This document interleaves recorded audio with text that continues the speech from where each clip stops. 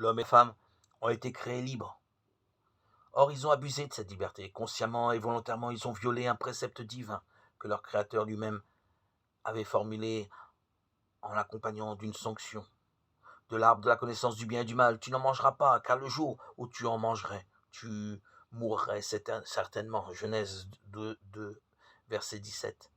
La Genèse d'ailleurs ne se contente pas de raconter la désobéissance de l'homme et de la femme, elle souligne la triple convoitise intérieure.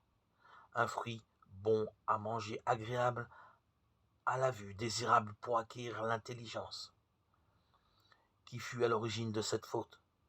Si la femme puis l'homme furent amenés à s'opposer à une volonté formelle de Dieu, c'est qu'ils convoitèrent un privilège qui, dans la Genèse, est présenté comme strictement divin. Ils ont voulu s'ériger en juge du bien et du mal. Il faut remarquer quelle fut la conséquence immédiate de ce comportement. Du seul fait qu'ils avaient une telle prétention, Dieu cessait d'être à leurs yeux le Père souverainement désintéressé, qui n'avait rien refusé à ses créatures privilégiées.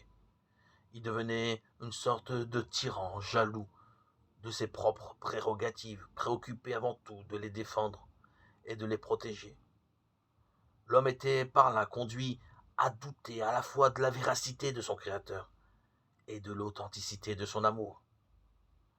L'homme cessait ainsi de croire en Dieu.